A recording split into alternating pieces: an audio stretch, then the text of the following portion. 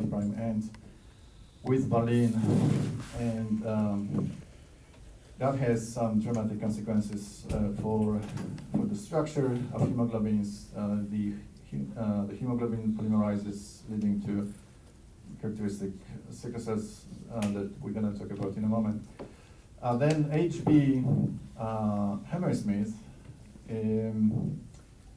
is another amino acid substitution within the beta chain.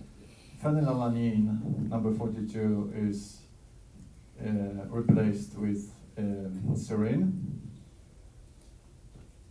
And that results in unstable hemoglobin. There's hemoglobin precipitation, hemolysis, and also low oxygen affinity. And this effect is dominant, unlike sickle cell disease, which is autosomal recessive.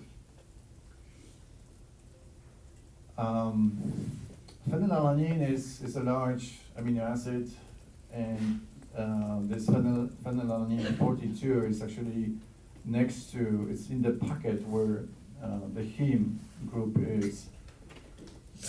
So when it's replaced by serine, serine is a small amino acid, and then it creates some gap in the pocket. So the heme group now is unstable and kind of slips out from of the pocket, leading to this instability. HB Hyde Park, another point mutation. All of them are in beta chains. This is a substitution that makes oxidized heme iron resistant to methemoglobin reductase, which means that this HbN form now can no longer carry oxygen, leading to cyanosis. And then HB Kemzi. This is a substitution that keeps the hemoglobin in its high oxygen affinity structure. So you see that some of these changes in structure lead to unstable product, but some of them change the oxygen transportation properties. Like in this case, this is the latter, where less oxygen is delivered to tissues, because even though this HB Kemzi is good in binding oxygen, it actually doesn't release it. So that's why that leads to hypoxia conditions in blood. And this is also a dominant effect. HBE is another point mutation in which glutamic acid is replaced by lysine, and here there's some abnormal structure of the hemoglobin, as well as decreased transcription. There's abnormal RNA splicing, leading to mild thalassemia, and this is relatively mild and autosomal recessive as inheritance pattern. Like I said, sickle cell disease is probably the most famous among those that I listed. It's a severe autosomal recessive hemolytic condition characterized by a tendency of the red blood cells to become grossly abnormal in shape, which dramatically changes the function of hemoglobin under conditions of low oxygen.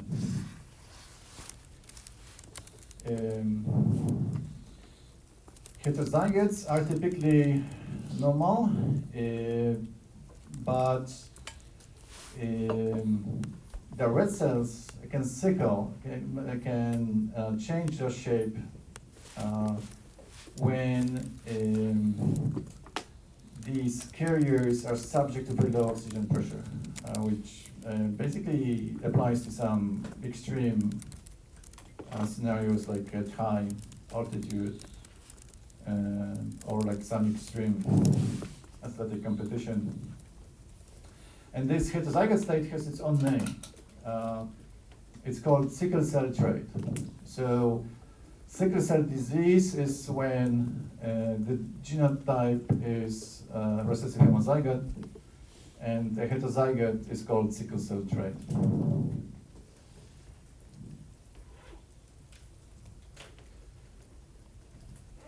So there's some novel property mutation, and this is the key example that was yes.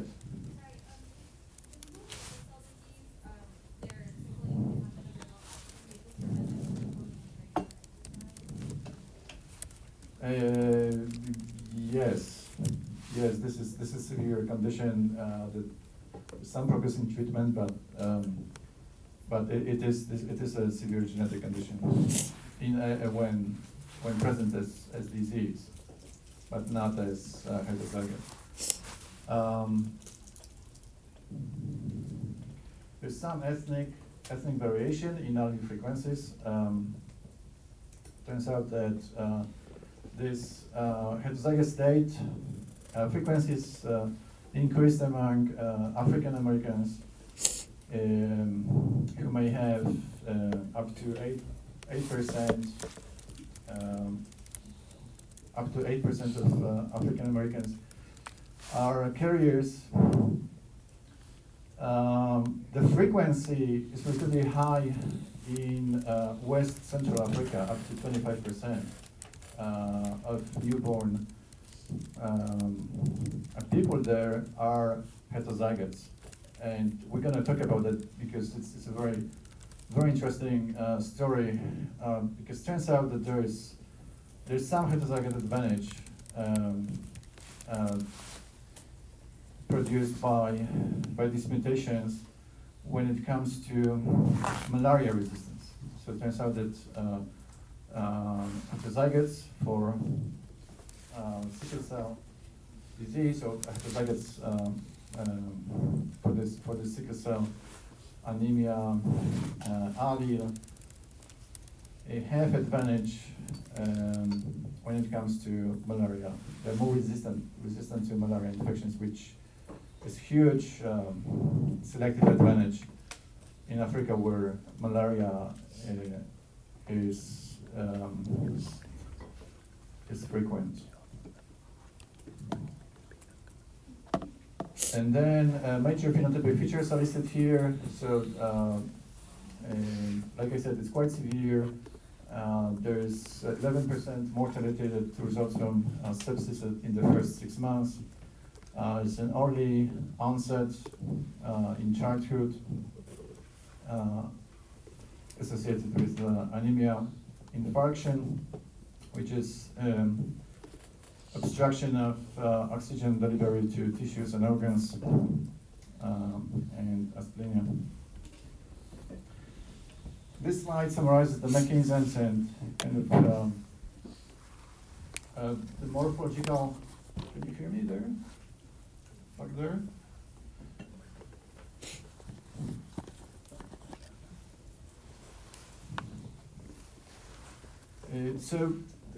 These mutant beta globin 7 are normal in their ability to perform the main function of binding oxygen, but in deoxygenated blood, only 1/5 of these hemoglobins is as soluble as normal hemoglobin. So solubility is the issue. Under conditions of low oxygen concentration, this relative insolubility of deoxyhemoglobin S causes hemoglobin S molecules to aggregate in the form of these rod-shaped polymers and form this HBS fiber that you see. So this is the oxy solution or concentration of HBS, and this is the oxy when you have the low oxygen concentration. that results in this characteristic shape of cells. So they acquire this sickle-like shape, hence the name, and that results in vaso-occlusion and vascular blockage.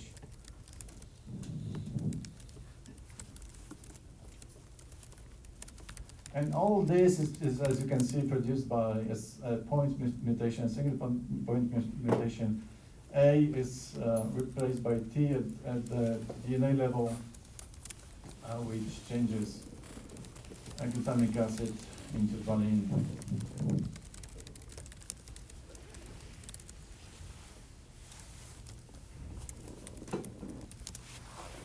Okay, so let's talk about that's pretty much all about structural changes. Now let's talk about thalassemias, and first alpha thalassemias. The most common form of alpha thalassemia is a result of gene deletions. And this happens probably because these two genes, alpha 2 and alpha 1, are almost identical in their sequence. And that also applies to not just to exonic sequences, decoding sequences, but also to intronic sequences. So that tells us that these two genes are an example of a relatively recent gene duplication in the evolutionary time.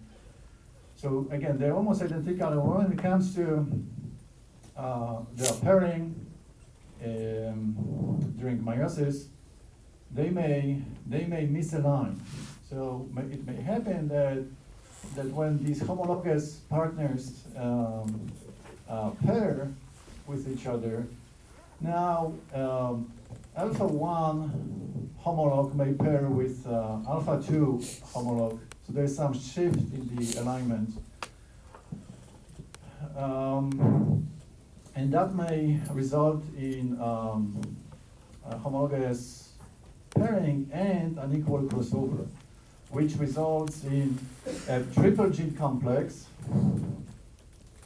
and a single gene complex. So triple gene complex is not that bad because there's some imbalance between alpha and beta globins now, but you have extra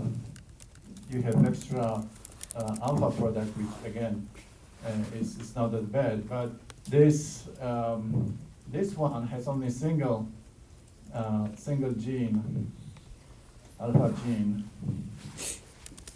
which has this deletion has some hematological deficiencies.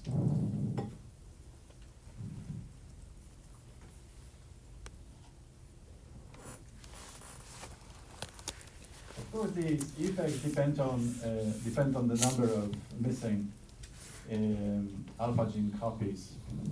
So, of course, the normal number of functional alpha genes is 4. This refers to both homologous counterparts, right? So, two alpha genes from one parent and 2 alpha genes from the other parent.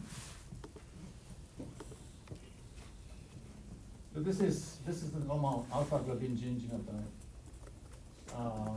which corresponds to 100% production of alpha chains. Then, getting back to the previous slide, you saw that sometimes due to this misalignment, one alpha gene can be missing, and typically it's a silent carrier. There's no clinical presentation of this genotype. But then if there's some instability further down the generations, that may lead to this alpha thalassemia trait, which is like mild anemia, when only 2 homologous alpha genes are present per individual. And these deletions can be in trans configuration, or they can be in cis configuration. So this is cis, configuration, so deletion, both copies of alpha genes are missing in one homolog. And versus the situation a trans when homologs are missing, but on the homologous chromosomes, right?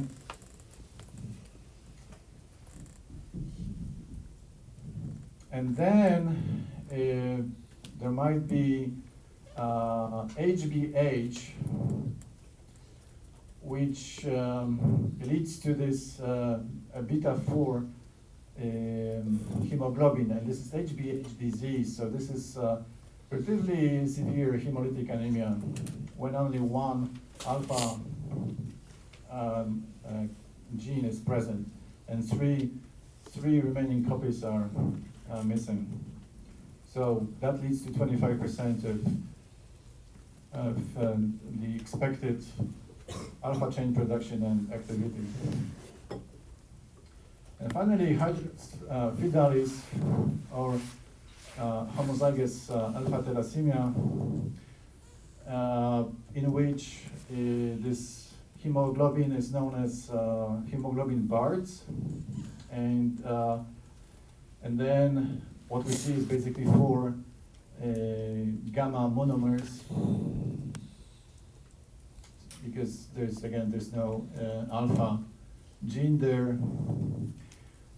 That results in dramatic clinical presentation. There's accumulation of fluids in embryos known as hydrops fidalis. So this is a fatal. This is a fatal condition.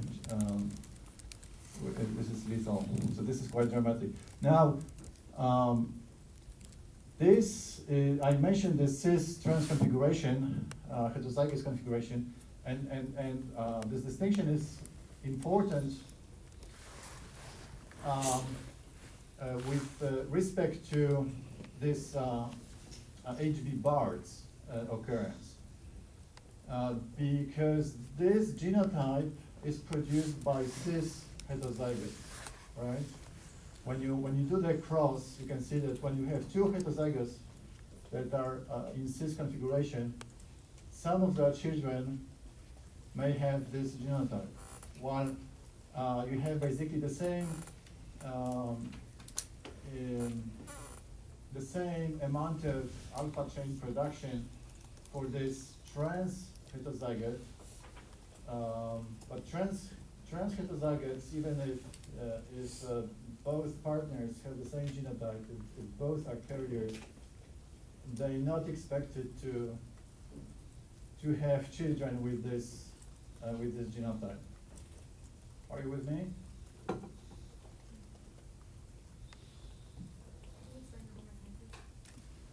So this trans configuration means that these two are the same when it comes to the consequences for the carrier, right? This is the same genotype because what it affects is the amount of produced alpha chains. But the consequences are different when the heterozygosity is in either trans or cis configuration. So trans configuration means that that one homolog has one alpha gene and the other is missing. The other homolog has the same. One alpha is present, the other is missing. So you just do the cross, right? You can just write it down as a Punnett square, and you will see that that they may produce either heterozygotes or they will just produce heterozygotes, right? When you have it in cis configuration, then one homolog, these missing copies are located on the same homolog, so they may be transferred to the progeny, and same with the second parent. So when these two copies now are combined in the zygote, that leads to Hydrops fetalis.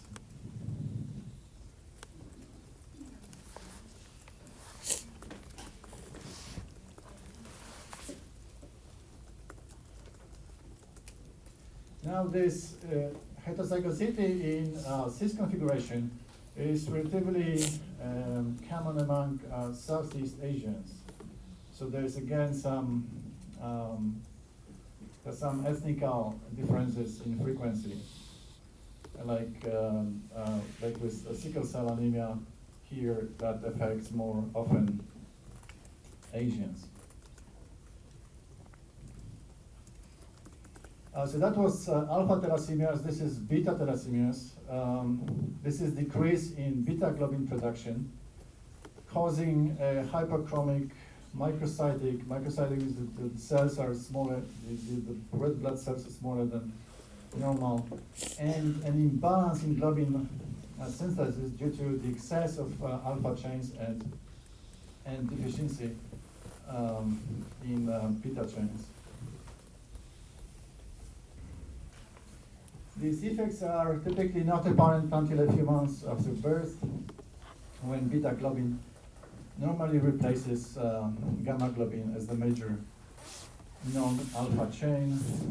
The major distinction between alpha thalassemias and beta thalassemias refers to the origin of the condition, because beta thalassemias are mostly due to single base pair substitutions rather than the major gene deletion. So the major gene deletion in the case of alpha genes, like I said, is mostly caused by the high similarity between these two genes and misalignment during meiosis.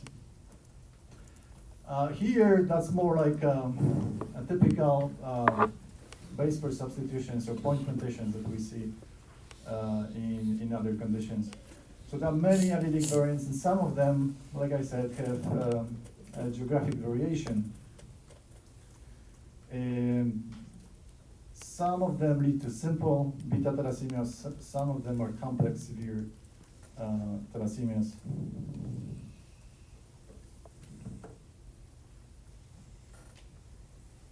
Most individuals with two beta thalassemias alleles have so-called thalassemia major, which is a condition characterized by severe anemia and the need for a lifelong medical management.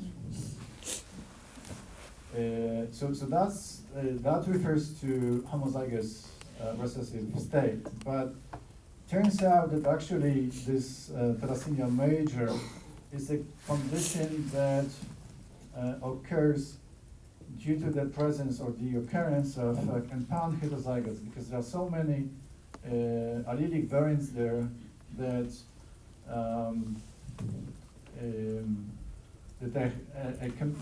that leads to increased frequency of compound heterozygotes. They have two different alleles, but they both contribute to the same condition, thalassemia major.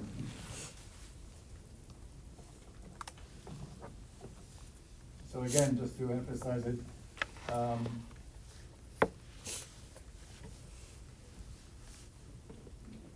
this condition is more severe when it's present in a homozygote state, and this is known as thalassemia major.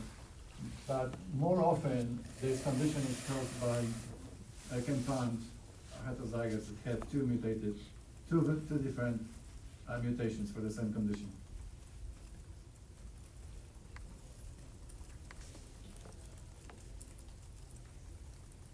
And this is a slide that summarizes all these possible mutations, referring them to the mechanical basis of it, of their effects.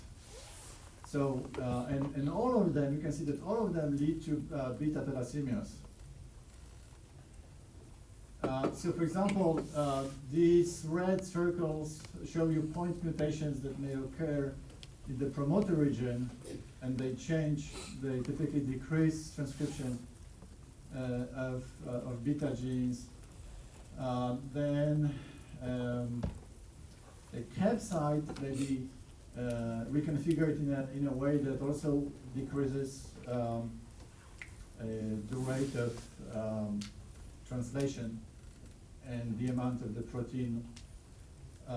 You see some other mutations that may change RNA cleavage. They may affect splicing.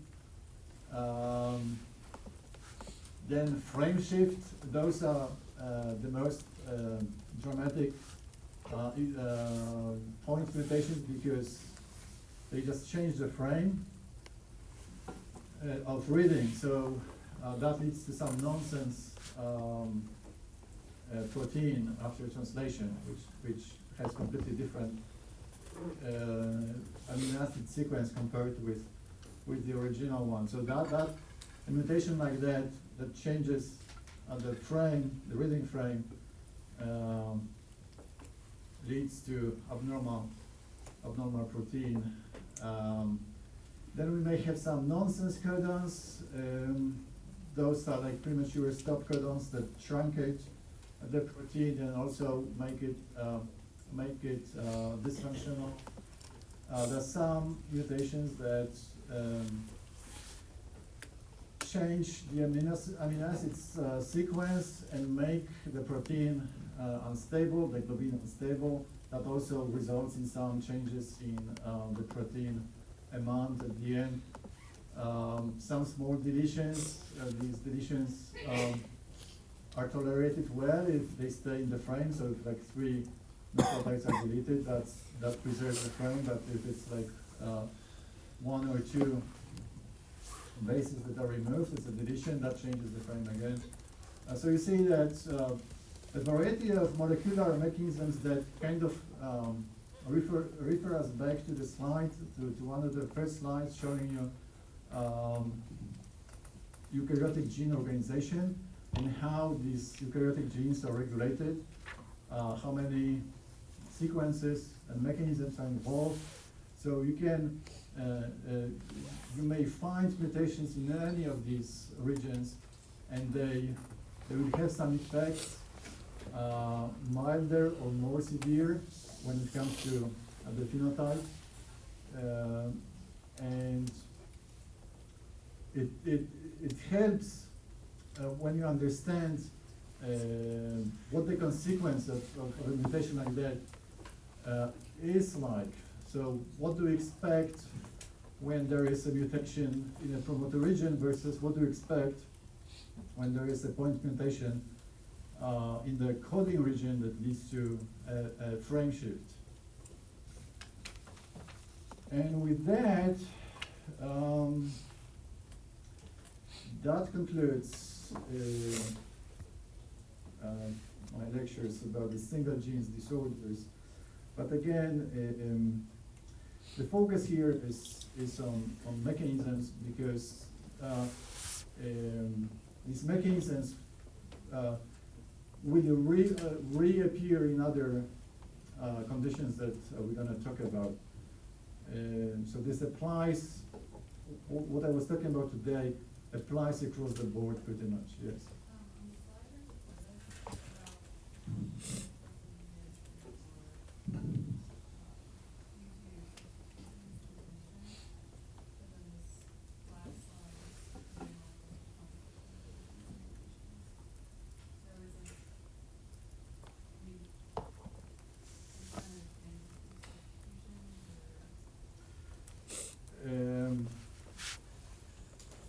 You may mutate any sites in these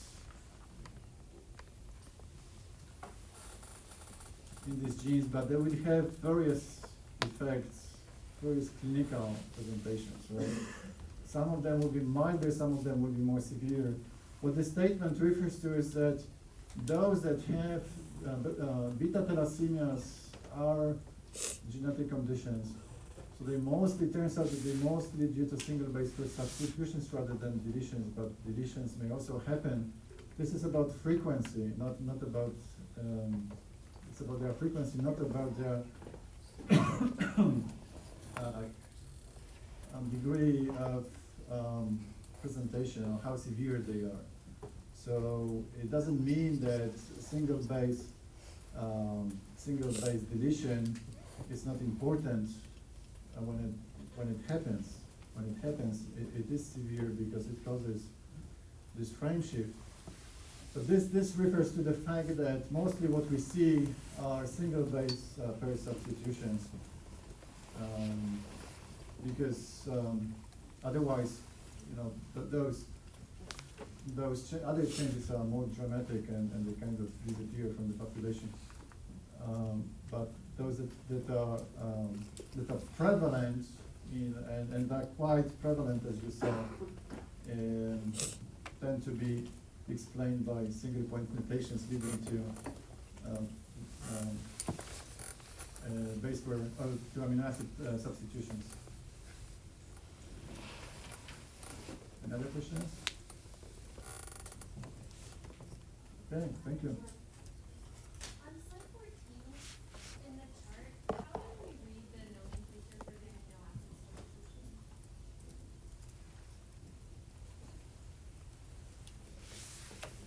Like 6, 6, how do we read that? Is that like glutamine from Yeah, so this is glutamic acid number 6, counting from the 5' end in the protein, replaced by valine. Okay, but you don't have to. Maybe other than HBS, you don't really need to memorize these changes. Okay, but I'd like you to remember the sickle cell disease genetic change. Any other questions? Thank you.